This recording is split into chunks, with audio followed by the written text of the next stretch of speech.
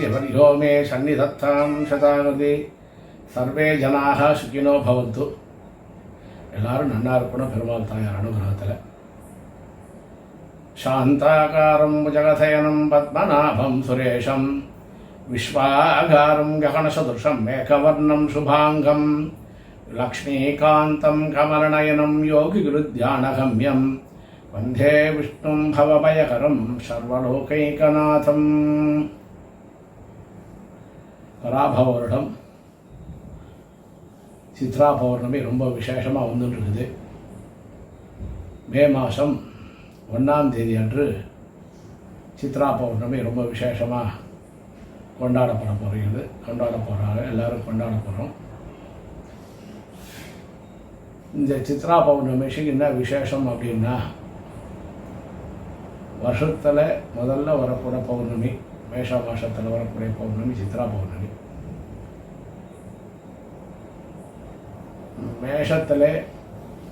மேஷ மாதத்தில் சித்ரா மாதத்தில் சூரியன் உச்சமாக இருக்கக்கூடிய காலத்திலையும், அவனுக்கு நேர்கோட்டில் துலா ராசியில் சந்திரன் வரக்கூடிய காலமே பௌர்ணமி, சித்ரா பௌர்ணமி. அதுதான் இந்த மேஷ மாதன்றதுனால சித்ரா பௌர்ணமி. ஒவ்வொரு மாதமும் அப்படியே தான் வரும். சூரியனுக்கு 7ஆம் இடத்துக்கு எதிர சந்திரன் வரும்போதே பௌர்ணமி. இது எல்லாருக்கும் தெரிஞ்ச விஷயம்தான், ரொம்ப விசேஷம். இந்த வருஷம் ரொம்ப விசேஷமானது. மேஷ மாதத்தில் சூரியன் உச்சத்தில் இருக்கும் பொழுதும், அங்கேருந்து 7ஆம் இடமான துலாத்தில் சந்திரன் இருக்கிறார். சந்திரன் துலா ராசியில் சஞ்சரிக்கிறார். பௌர்ணமி விசேஷம். அதுவும் இந்த சித்ரா பௌர்ணமி சுக்கிரனுடைய நாளான வெள்ளிக்கிழமையில் வருது. அது இன்னும் விசேஷம். ஏன்னா அந்த சந்திரனே லக்ஷ்மியோட கூட பிறந்தவன் தான் சொல்வார். சந்திர சகோதரியை நமஹா அப்படின்னு சொல்லக்கூடிய லக்ஷ்மி அஷ்டோத்திரத்தில் வரும். இந்த சந்திர சகோதரியை நம்ம பார்க்கடல் கடையும் பொழுது சந்திரன் உண்டானார். அதுக்கப்புறமா மகாலட்சுமி உண்டானதா புராண கதைகள் உண்டு. அப்படி சந்திர சகோதரியன்னு சொல்லக்கூடிய சந்திர பகவான் சுக்கிரனுடைய ஆதிபத்தியமான துலா ராசியில் சுக்கிரனுடைய நாளான வெள்ளிக்கிழமையில் சஞ்சரிக்கிறது ரொம்ப விசேஷம். இந்த சித்ரா பௌர்ணமி எல்லா இடத்துலையும் ரொம்ப விசேஷமாக கொண்டாடுவான். ஏன்னா வருஷம் ஆரம்பித்து முதல் பௌர்ணமி, அதனால் ரொம்ப விசேஷமாக ஒவ்வொரு இடத்துலையும் கொண்டாடுவாங்க. சாநித்தியம் அதிகம், ஒவ்வொரு தெய்வ சக்தி ரொம்ப அதிகமாக இருக்கும் பௌர்ணமி தினத்தில். அதனால தான் பௌர்ணமி தினத்தில் கோவில் எல்லாம் ரொம்ப விசேஷமாக கொண்டாடப்படுகிறது. திருமஞ்சனங்கள், வீதி புறப்பாடு, எம்பெருமானுடைய நாமாக்களை சொல்லி அர்ச்சனைகள், இதை மாதிரி நிறைய ஒவ்வொரு கோவிலையும் ரொம்ப விசேஷமாக நடந்துடும் பௌர்ணமி தினத்தில். அந்த மாதிரி இந்த மாதம் வரக்கூடிய சித்ரா பௌர்ணமியில் சுக்கிரனுடைய நாளில் வர்றதுனால லக்ஷ்மியை பூஜை பண்ணால் அவ்வளோ விசேஷம். லக்ஷ்மி குபேரன் இவெல்லாம் அர்ச்சிக்கிறது, ஆராதனை பண்ணுறது ரொம்ப விசேஷம். இந்த சித்ரா பௌர்ணமியில் தான் சித்திரகுப்த பூஜையும் பண்ணுவார். நம்மளுடைய கர்மா, அதனுடைய வினைகள், நம்மளுடைய இதெல்லாம் சித்திரகுப்தம் தான் கணக்கு பார்த்து அதுக்குண்டான சொர்க்கத்தையோ கொடுக்கறதுக்கு உண்டான வழிமுறைகளை வச்சுருக்கவர் சித்திரகுப்தர். அதனால் இந்த சித்திரகுப்தரை நினைச்சுண்டு ரொம்ப விசேஷமாக பண்ணால் பெருமாளை தியானம் பண்ணும்பொழுது நம்மளுக்கு ஏற்படக்கூடிய தடைகள்லாம் நிவர்த்தி ஆகும். சொர்க்க பூமிக்கு போகக்கூடிய தடைகள்லாம் நிவர்த்தி ஆகும். அவ்வளோ விசேஷமானது சித்திரகுப்த பூஜை. அதோட லக்ஷ்மி குபேர பூஜையும் பௌர்ணமியில், சித்ரா பௌர்ணமியில் அதி விசேஷம். அதனால் லக்ஷ்மி குபேர பூஜை பண்ணுறது சித்ரா பௌர்ணமியில் அதி விசேஷமாக பண்ணலாம். லக்ஷ்மியும் ஆவாகனம் பண்ணி, குபேரனையும் ஆவாகனம் பண்ணி, சங்கநிதி பத்மநிதி அப்படின்னு சொல்லக்கூடிய அவருடைய 2 நிதிகளோட குபேரன் இருக்கிற மாதிரி படம் இருந்ததுன்னா படத்தை வச்சு குபேரனுக்கு அர்ச்சிக்கலாம். லக்ஷ்மி குபேரனை அர்ச்சிக்கணும். அந்த மாதிரி அர்ச்சிக்கும் பொழுது சாநித்தியமாகும். ஆனால் நம்மளுடைய குடும்பத்தில் குபேர செல்வம் அபிவிருத்தி ஆகும். பௌர்ணமி தினத்தில் குரு மூலமாக மந்திரங்கள் உபதேசம் வாங்கியிருந்தால் அதை ஜபம் பண்ணால் அவ்வளோ சாநித்தியம், அவ்வளோ விசேஷம். ஒவ்வொரு தெய்வத்துக்கும் உண்டான மந்திரங்கள் இருக்கும். அந்த மந்திர வைப்ரேஷன் ரொம்ப நல்லது. அதை ஒரு குரு மூலமாக வாங்கியிருக்கணும்.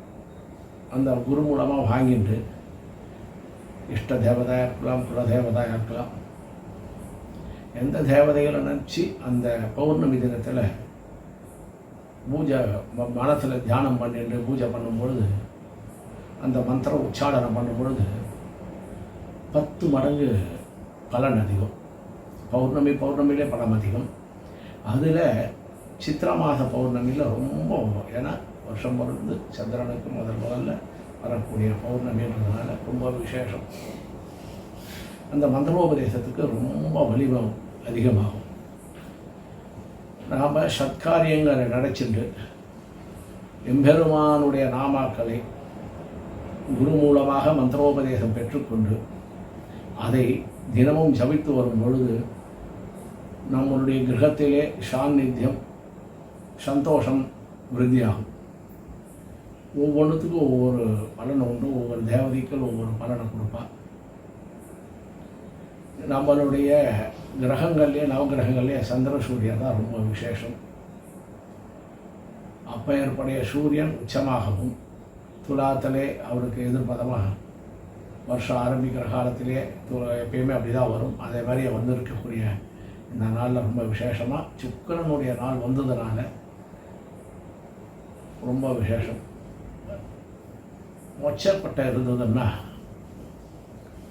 அதை தானம் பண்ணோம்னா அவ்வளோ தோஷ நிவர்த்தி, சுக்கிர தோஷ நிவர்த்தி. சுக்கிரன் நீச்சமாக இருந்தாலும் சுக்கிர தேவதை பங்கப்பட்டிருந்தாலும்